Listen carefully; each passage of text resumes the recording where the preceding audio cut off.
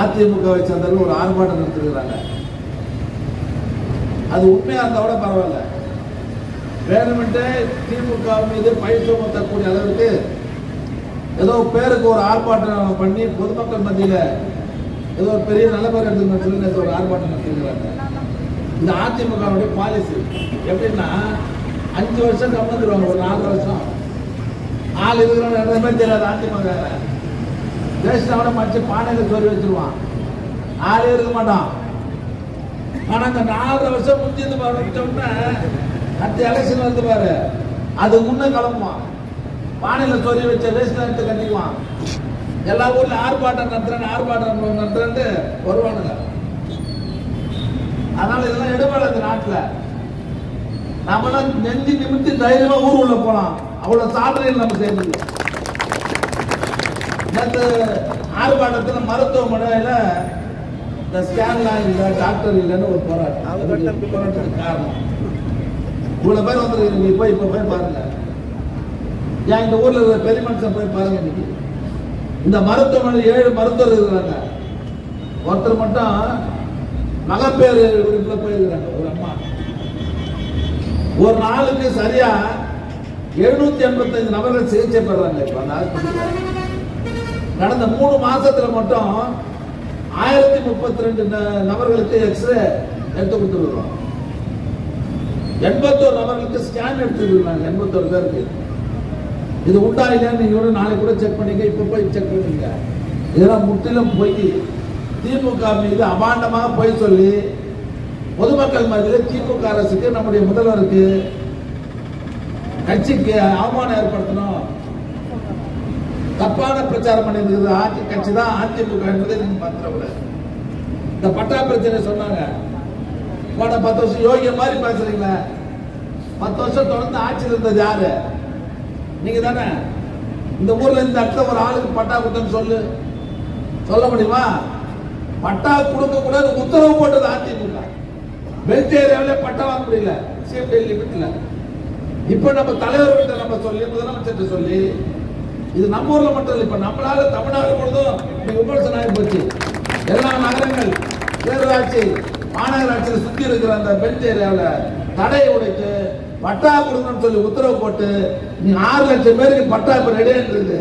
உடனே எல்லாரும் நம்ம ஏரியாவில் கூட இந்த பட்டா இப்ப குரோம்பேட்டில் ஒரு ஹாஸ்பிட்டல் 136 கோடி ரூபாயில ஒரு மிகப்பெரிய மாவட்ட மருத்துவமனை அறிவிச்சு கட்டணம் மட்டும் வச்சு காயில கூட நான் ஆய்வு பண்ணேன்.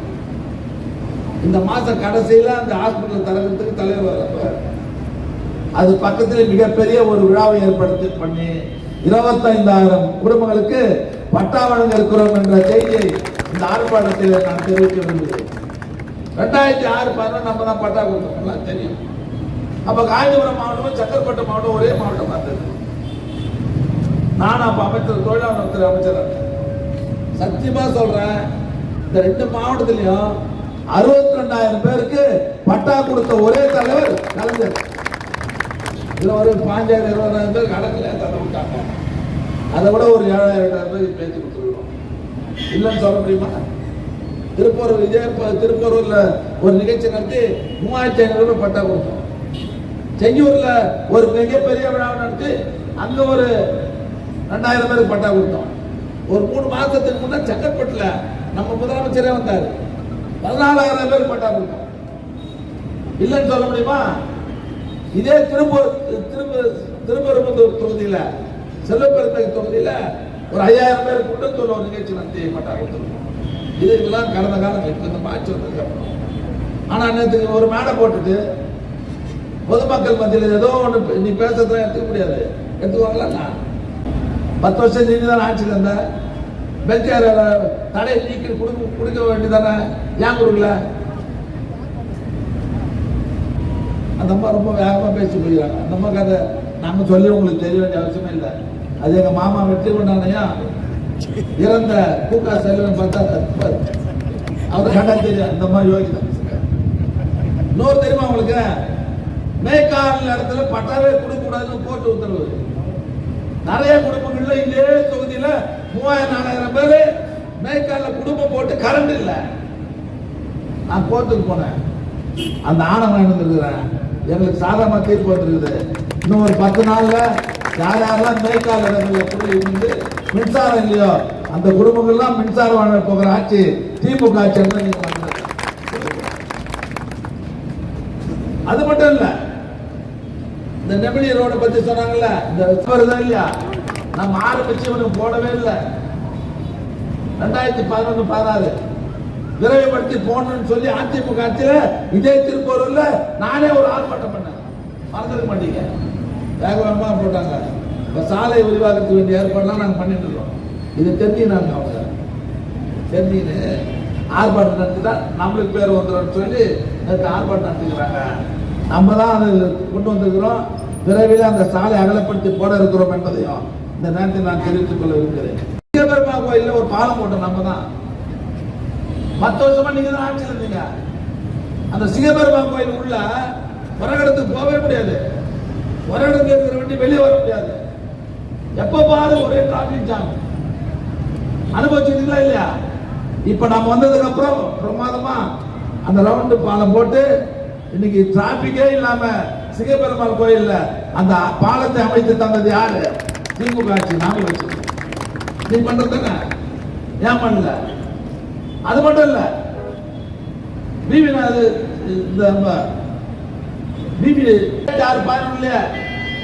அந்த பாலத்தை போறது வந்து இருக்குதாங்க. நாங்க வந்ததுக்கு அப்புறம் பூஜை போட்டு முக்கால்வாசி வேலை முடிஞ்சிச்சு. இன்னும் 3 மாசத்துல அந்த பாலத்தை நம்ம திறக்க போறோம். இல்லையா? படப்பையில போய் பாருங்க, நாம தான் எடுத்துட்டு வந்தோம். கடப்புல போட்டாங்க. இப்போ ஒரு 28 நாளைக்கு முன்ன வேளாண் வச்சு அந்த பாலத்தை திறந்தோம். அங்க டிராபிக்கே இல்லை. இவங்க வந்து நம்மளை பத்தி குறை சொல்றாங்க.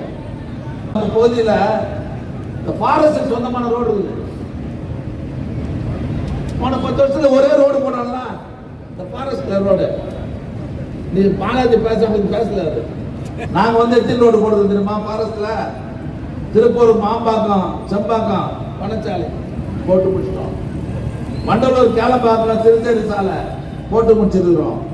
எச்சூர் திருப்பூர் வனச்சாலை போட்டு முடிச்சிட்டோம். நாயார் தையூர் வனச்சாலை போட்டு முடிச்சிட்டோம். மடையத்தூர் இல்லலூர் போட்டோமா இல்லையா? போட்டுட்டோம். சிறுசேரி தாழம்பூர் காரண வனச்சாலை போட்டுட்டோம். மயிலை ராயமங்கலம் வனச்சாலை போட்டு முடிச்சிருக்கிறோம். ஜிஎஸ்டி சாலை திருக்கடிக்குன்றம் வனச்சாலை போட்டு முடிச்சிட்டோம். செங்கற்பட்டு பிவி களத்தூர் சாலை போட்டு முடிச்சிருக்கோம். 10 வருஷமா போறதுக்கு வக்கீல் உங்களுக்கு. நம்ம ஆட்சி வந்த 4 வருஷத்துல வனத்துறையினுடைய அனுமதி பெற்று இவ்வளவு ரோடு போட்டுருக்கோம். என்ன பண்ணுறாங்க சொல்லு பார்க்கலாம். இந்த மின் கட்டணம் உயர்ந்து போச்சுன்னு சொன்ன அதுக்கு யார் காரணம்? ஜெயலலிதா இருந்தவர்கள் ஏறிச்சா?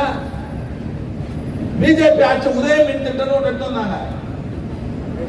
இதுல கையெழுத்தே போடக்கூடாது, ஜெயலலிதா போட மாட்டேன்னு நம்ம தலைவர் போட மாட்டேன்னு சொல்லிட்டாரு. இது வந்து போட்டுட்டா உங்க கண்ட்ரோல் வந்துடும். மாநில உரிமை நான் விட்டு தர மாட்டேன்னு சொல்லி அந்த மின் திட்டத்தில் கையெழுத்தே போடல. அதிமுக எடப்பாடி ஜெயலலிதா இறந்ததுக்கு அப்புறம் எடப்பாடி பழனிசாமி தலைமையில அந்த மின்துறை அமைச்சர் தங்கமணி எடுத்து போய் தட மாதிரி போய் கையெழுத்து போட்டோம். நீ மின்சார கட்டணம் அதிகமாக உயர்ந்தது காரணமே அதிமுக ஆட்சி தான் என்பதை நீங்க மறந்துடக்கூடாது. யோகிய மாதிரி பேசுறாங்க, உண்மையே தெரியாது. நம்ம திருக்கை பேரூராட்சிக்கு 4 வருஷத்துல 80 கோடி ரூபாய்க்கு மேல செலவு பண்ணிருக்கிறோம். நம்ம திருக்கையூர் ஒன்றியத்தில் மட்டும் 170 கோடி ரூபாய்க்கு மேல வேலை பார்த்துருக்கோம். சாலைகள் வடிகால்கள்லாம் அமைச்சு தந்திருக்கிறோம். மாமல்லபுரத்தில் 18 கோடி 41 லட்சம் ரூபாய் சாலைகள்லாம் போட்டுக்கிறோம். அது இல்லாத திருப்பூர் பேரூராட்சியில் மட்டும் 75 கோடி ரூபாய்க்கு வளர்ச்சி பணிகள் நடைபெற்றிருக்கிறது. கிராமங்கள சாலை, குடிநீர் வசதி, வடிகால் அமைச்சு தந்திருக்கிறோம்.